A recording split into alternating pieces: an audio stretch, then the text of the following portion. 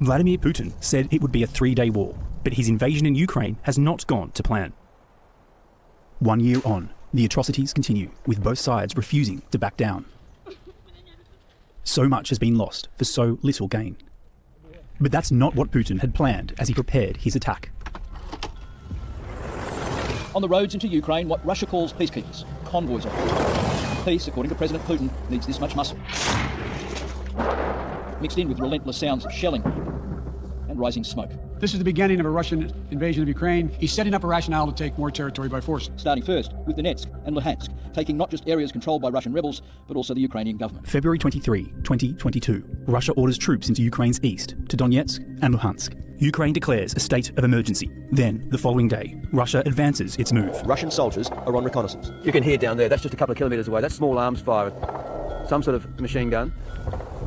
That's an exchange of gunfire. Putin declares a special military operation in eastern Ukraine.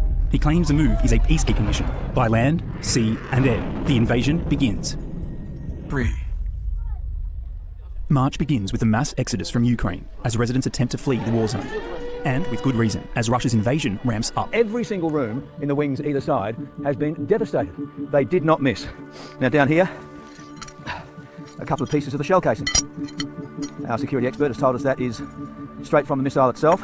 So you look at something like this and you think, why would the Russians have targeted this building? What strategic value? Was it some sort of military facility?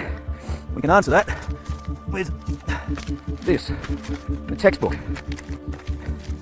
Fingers, nails.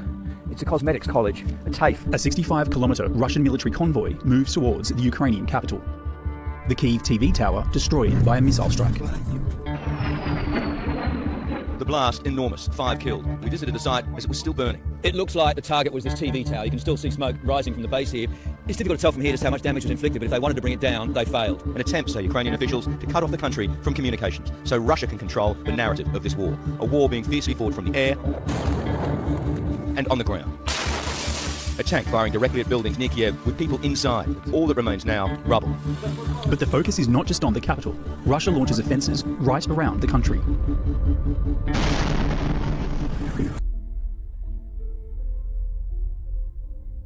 April would see Russia launch what it called a new phase of the war. A Russian missile strike destroyed a train station in Kramatorsk, in Ukraine's east, killing at least 50 civilians, including women and children, and wounding more than 100. This catastrophe would instigate Moscow's pivot towards the east as it launched a new offensive to seize the Donetsk and Luhansk regions. Then, on a milestone day, a major blow to Moscow's naval supremacy and military prestige. The guided missile cruiser Moskva, its Black Sea flagship, sunk after an explosion and fire on board. Ukraine says it hit the ship with a missile. This said to be the impact. The loss of the ship was considered a Ukrainian win, despite the Kremlin's denials. Russia may have lost a ship, but they were about to claim a win. Ukrainian soldiers turned prisoners of war. They're victims of Russian success in eastern Ukraine.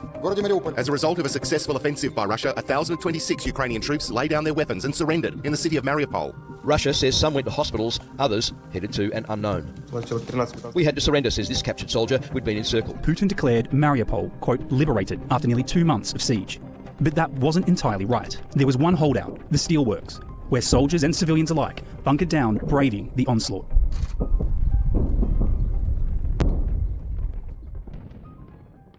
They've known nothing but darkness and the sound of bombs for 2 months. Finally emerging, women and children helped out of bunkers beneath Mariupol's steelworks plant. Across the rubble and out of a city now unrecognisable to them. Here, a mother and her 6-month-old baby, a third of his life, spent in war. This steel plant employee, so terrorised she said she thought her heart would stop. Just the chance to breathe is overwhelming. With rare good news, President Zelensky said more than 100 civilians escaped, supported by the UN and the Red Cross. But as soon as the civilians were released, the Russian shelling recommenced, with hundreds of soldiers trapped inside. In Moscow, a show of might. Vladimir Putin presiding over a Victory Day parade, in the middle of a horrific war, far from being won. Vladimir Putin criticising America and NATO during his 11-minute Victory Day speech, falsely claiming the West was preparing to invade Russia to justify the current conflict. But as ordinary Russians tuned in to watch from home, TV menus were reportedly hacked with an anti-war message. The blood of thousands of Ukrainians and hundreds of murdered children is on your hands. No to war. The parade commemorates victory against the Nazis in World War II. Putin's military flex spoke volumes, even though he was silent on the reality of the frontline horrors. Back at Mariupol, the Russians had cause to celebrate.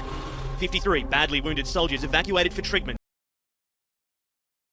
Russia और Ukraine के बीच war शुरू हो चुकी है। Vladimir Putin ने border के उस पार military operations conduct करके कई मिलिट्री फैसिलिटीज और एयर बेसेस डिस्ट्रॉय किए और इसका इम्पैक्ट पूरी दुनिया पर हो रहा है। लेकिन इस सिचुएशन से हमें क्या फर्क पड़ता है? आफ्टर ऑल इंडिया यूक्रेन से 4000 किलोमीटर दूर है। चलिए आज के इस वीडियो में जानते हैं कि भारत पर यानी आप पर और मुझ पर इस वॉर का क्या इम्पैक्ट होने वाला है।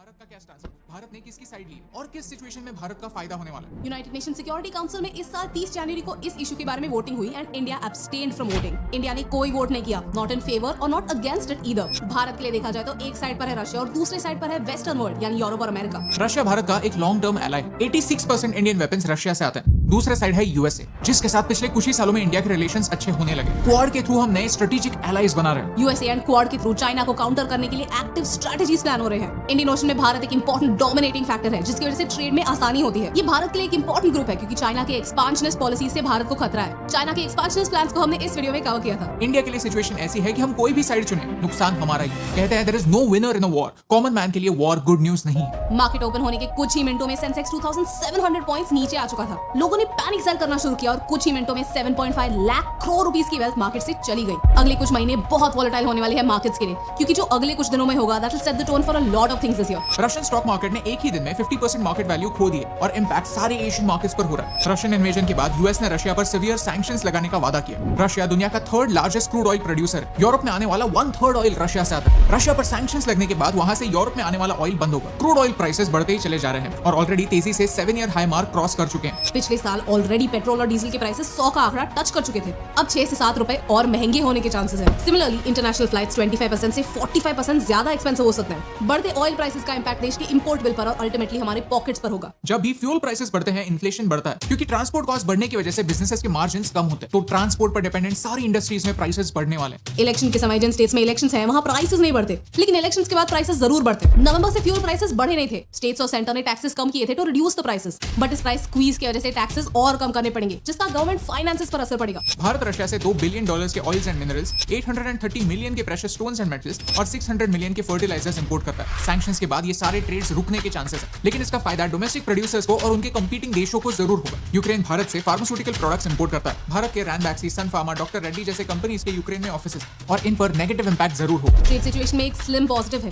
यूक्रेन और रशिया दोनों ग्रेन के बहुत बड़े सप्लायर्स हैं और इस कॉन्फ्लिक्ट की वजह से होने वाले वैक्यूम को भारत फिल कर सकता है by selling wheat in the the international market. Wheat की प्राइसेस 9 ईयर हाई पर है और इस साल भी एक रिकॉर्ड ग्रेन हार्वेस्ट एक्सपेक्टेड है। तीसरा इम्पैक्ट है एडिबल ऑयल्स पर। भारत का 70% सनफ्लावर ऑयल यूक्रेन से आता है। हम हर मंथ 2 लाख से 3 lakh ton sunflower oil import करते हैं। इस कॉन्फ्लिक्ट की वजह से एडिबल ऑयल प्राइसेस बढ़ेंगे। At the same time Bharat के 18,000 स्टूडेंट्स यूक्रेन में मेडिसिन और इंजीनियरिंग सीख रहे हैं और इस सिचुएशन की वजह से वो यूक्रेन में अटक चुके हैं। आई होप इन्हें वापस घर लाने के लिए सरकार कुछ कदम उठाएगी। एक न्यूट्रल स्टांस की वजह से बातचीत करके उन्हें वापस ला पाएगी। सबसे इंपॉर्टेंट पार्ट ये है कि आज रशिया उतना फाइनेंशियली स्ट्रांग नहीं है कि वो एक वॉर अफोर्ड कर पाए। See, even if Russia wins, it will be a loser. Stock market इसका एक प्रूफ। रशिया एक ऑल आउट वॉर जैसा ड्रास्टिक स्टेप ना ले पाता अगर उसके पास चाइना जैसा एक पावरफुल एलाय ना हो।